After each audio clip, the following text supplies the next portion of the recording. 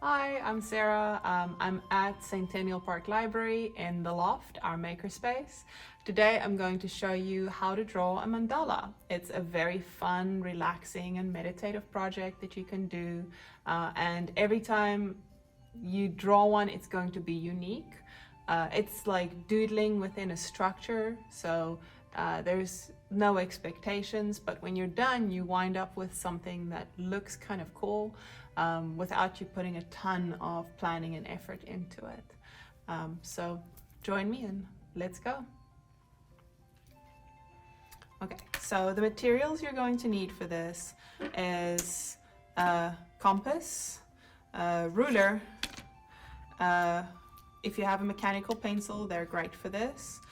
If not, you can use a regular pencil. You want an eraser, and you can optionally use some pens or other things too. If you want to do color or something like that, you can use colored pencils or watercolor paint. But for today, we're just going to do a simple graphite black and white one. If you don't have a compass, you can also use a thumbtack and a piece of string instead. I'll show you how to do this in just a second. So the first thing we want to do is we want to find the center of our paper.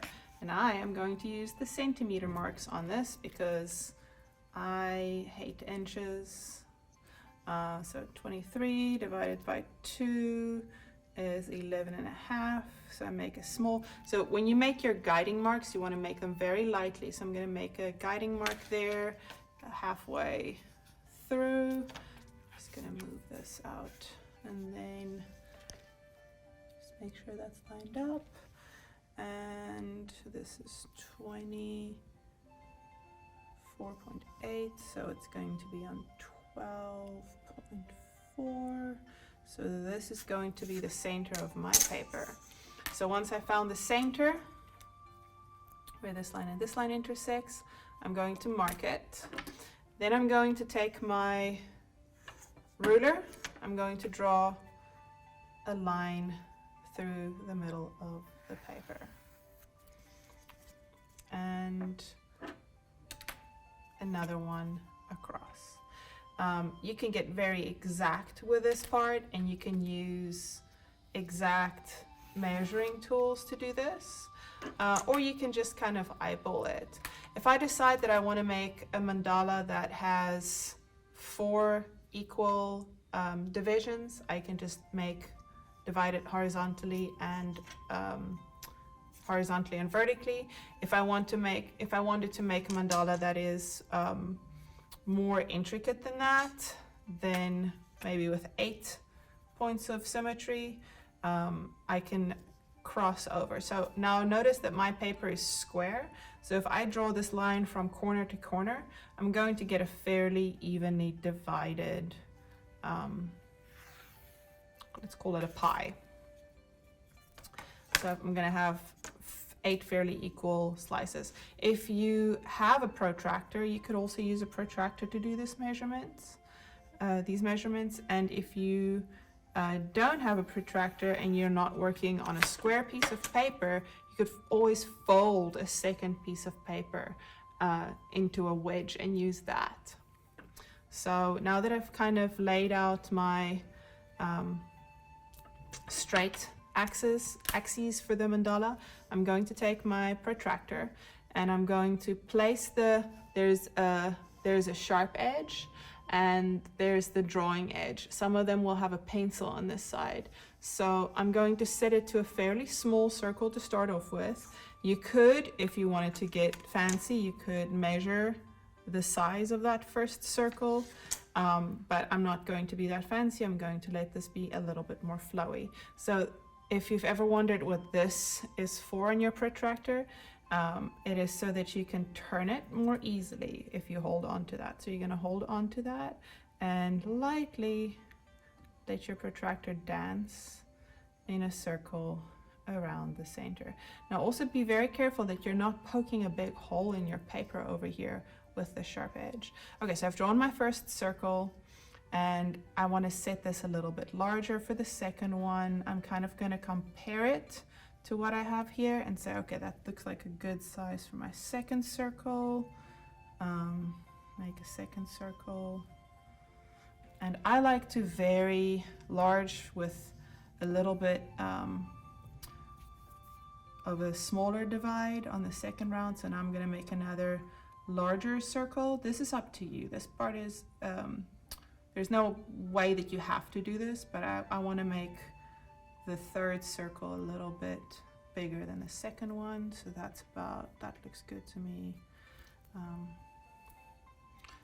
So I hold onto the top of my protractor again here, and I'm going to dance around the center line very lightly. I don't have to make this very dark.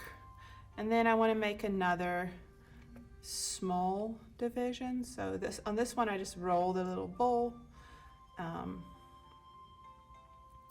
and then that's about the size that I want this division to be. This is just some guiding lines. You're not actually going to trace over these lines unless you want to. That's an option too. But this is just so you can kind of see some outlines of where you want to draw in your mandala. Okay, so I'm gonna make this one bigger again. Sit down here. So you can see that there's kind of a rhythm to my design here. I've got larger spaces with smaller spaces. Having some variation is one of the things that you can use to make your mandalas more interesting. You don't want everything to look exactly the same. You don't want every one of these divisions to be exactly the same size. You don't want it all the lines to be equally thick.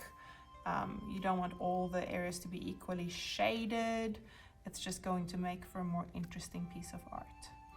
Okay, and then I think my last one, we're gonna skip that big circle, or we're gonna skip that second line, and we're just gonna give myself one more guideline here to work with.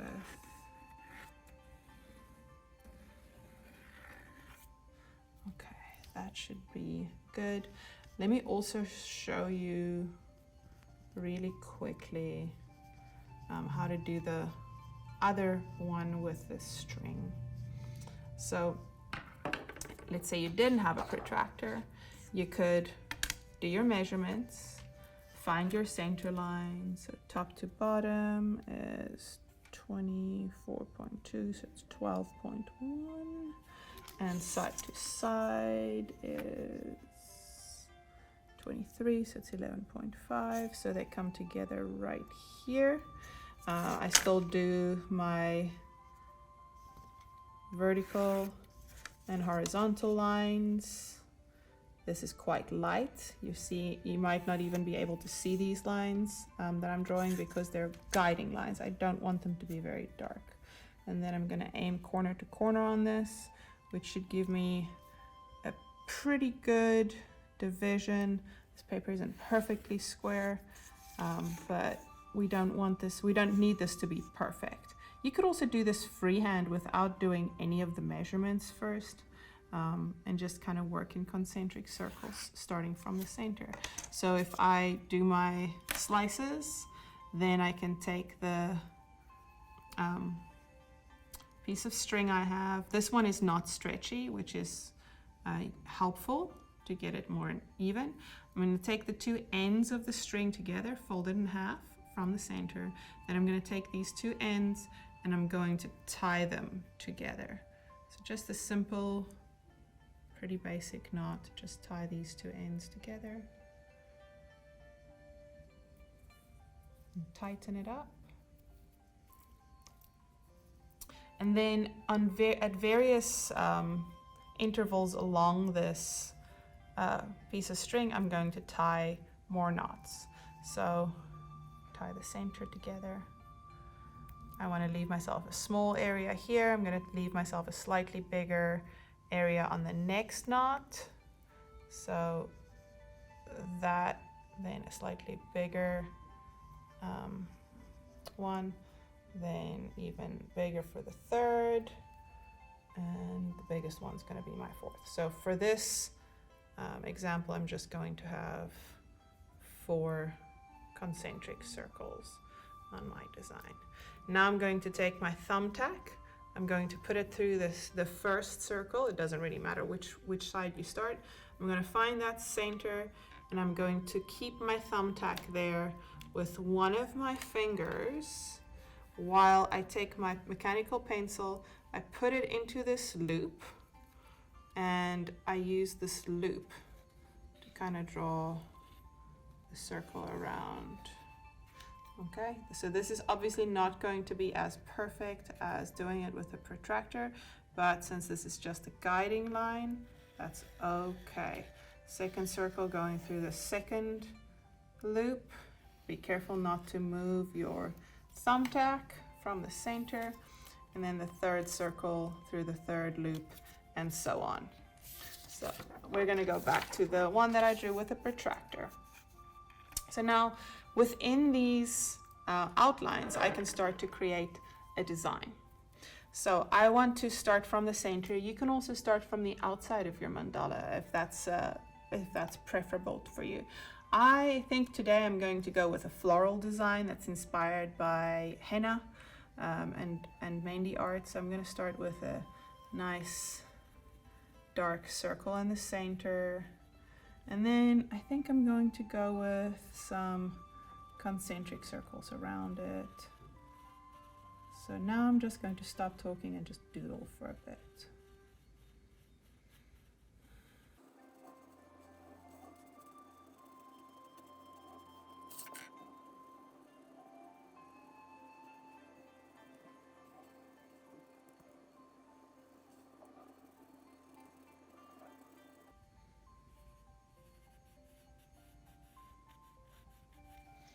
So once I get to the outside of the first inner circle, I'm going to use the guiding lines I have here because I want to make small petals. So I've got a wedge here and here, there, there, there, there, there, there, there, and there. Now I'm going to divide each of these wedges in half before I make the petals. That way I know all of my petals are going to be even, and I'm going to have 2 petals in each wedge. So I've done that. You could keep this as your, maybe darken that line, but I'm going to turn these into flower petals, very small flower petals.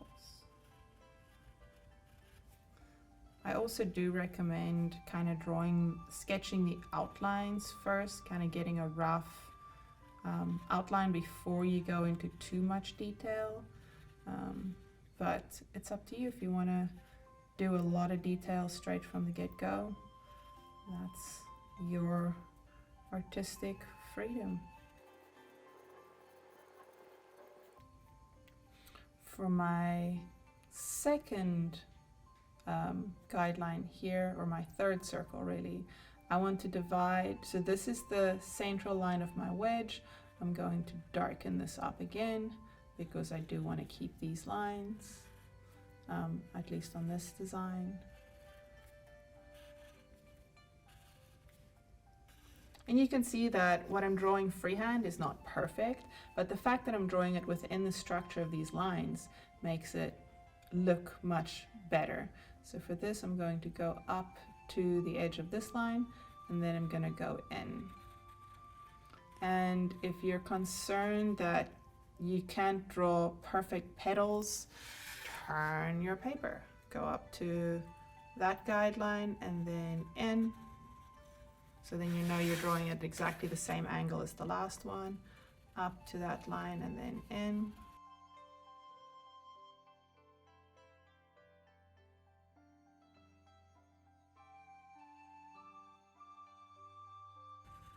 Okay, so now I've drawn my second layer of petals. I think it's time to do a third one. So for this one, I think I will there's this line here. I think I'm going to make a little circle on each one of these corners inside that space. Now for my third layer of petals, let's go round and let's go bigger.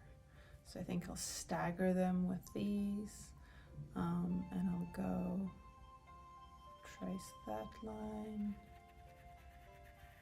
go to the center here, and then go back.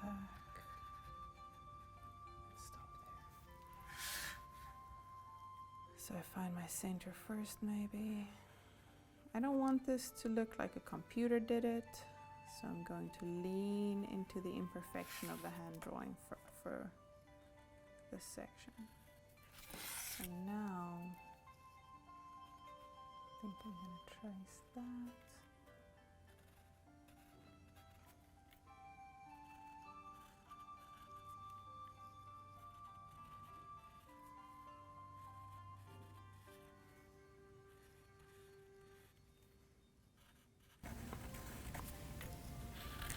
Repetitive elements makes for an interesting mandala too.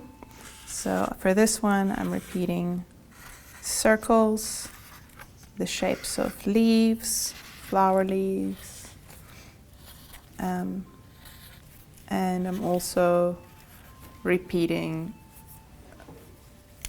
the same pattern of a bigger area with a smaller area that follows it. So at this point, you can kind of erase some of your guiding lines lightly. That might mean that you have to go over them again, or over some of your other lines again.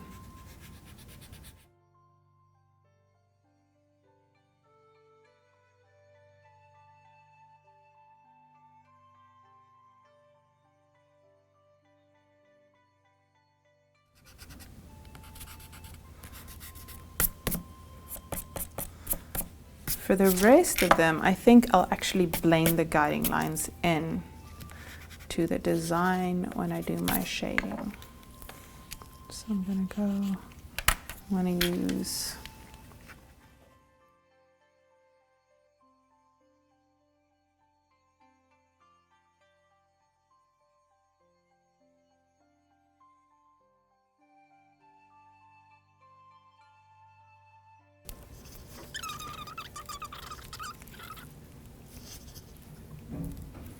So once I've done doing all my coloring, I'm going to go through with an eraser and I'll clean up the edges where I don't want the pencil. But for now, let's do a little bit more shading.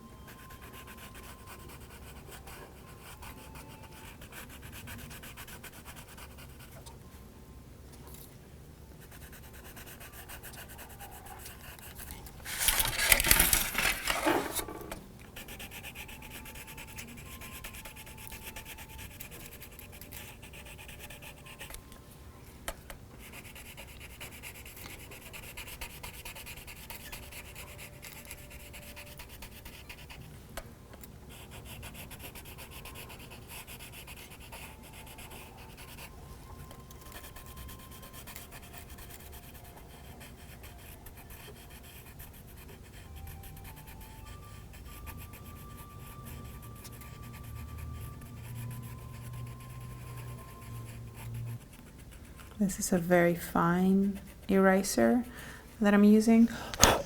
You can also get them in pencil form, which is a little bit less expensive than this Mono Zero by Tombow. The pencils are about, I want to say $6 for 6 of them usually. So if you want to get some of those, they're really great for fine detail work.